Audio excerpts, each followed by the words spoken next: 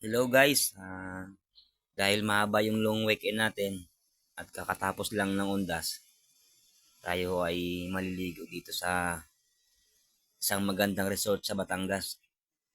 At saka ito, nagbibiyahe na kami.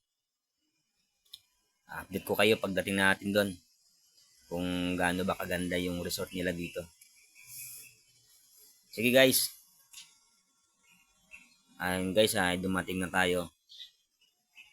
Maraming resort sila dito, pero doon kami sa pinakadulo. Tara po ito. Ito yung isang resort na maganda, kaso lang hindi kami nakapag-book dyan. Dito kami nakapag-book sa Moonlight Beach Resort. Maganda yung resort nila dito guys dahil malinis. Tsaka mura pa. Tara punta natin yung sinasabi nilang malinis na dalampasigan ng dagat. Oo nga guys, nakita nyo wala man lang kakabaso-basura. At saka sa linis ng tubig, hindi naiwasan ng bata na maligo. Ayaw na nang umahon. Hmm. Tsaka may mga kasama rin tayo. Ayaw niya nang umahon guys kaya anong yaya ko sa kanya. Sabik yung bata sa tubig.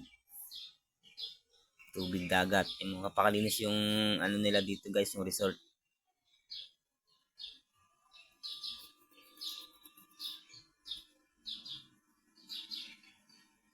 Saya ng bata dito guys. Oh.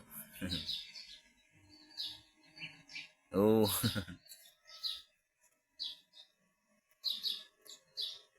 Bebe Eros.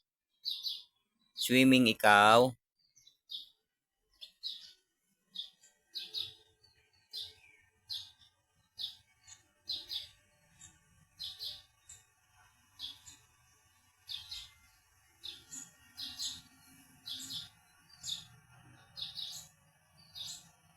Tsaka ginawa ng mga kasama natin ay inayos na yung isdang kilawin. Ito ay magkikilaw tayo.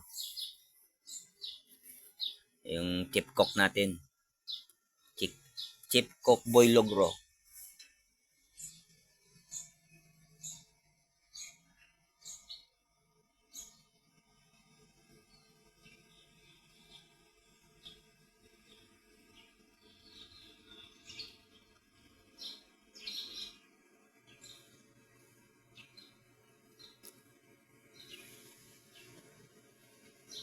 May siga guys oh.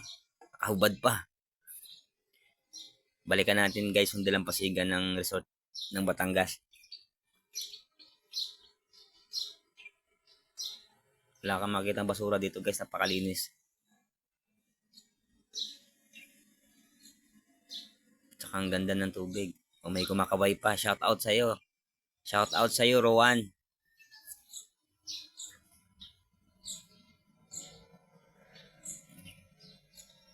Tingnan mo kang ganda. May mga dayuhan din dito guys na naliligo. Tsaka yan, dayuhan yan. Hmm. Kung kilala nyo yan, shout out sa kanya.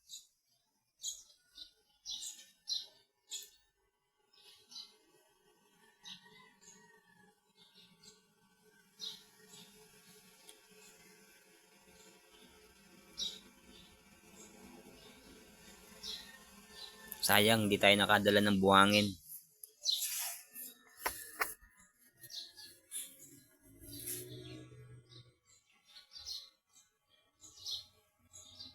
Yung buhangin nila dito guys, yung parang nasa Boracay style. Pero hindi siya ganong kaputi.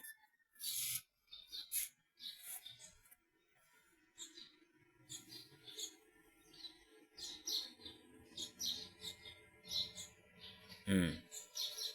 Sabi ng bata, maligo ka na. Bubuhusan kita.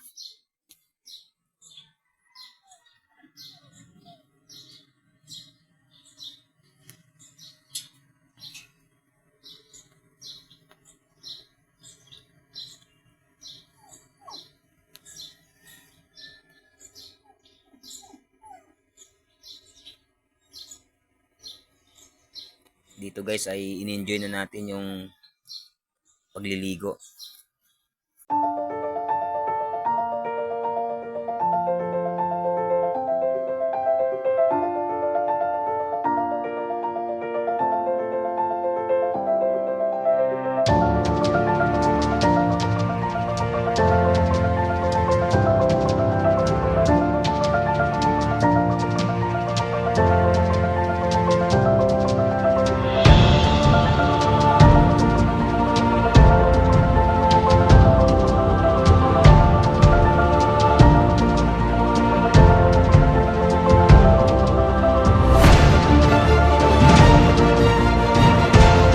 Ayun guys, salamat sa kunting oras na panonood.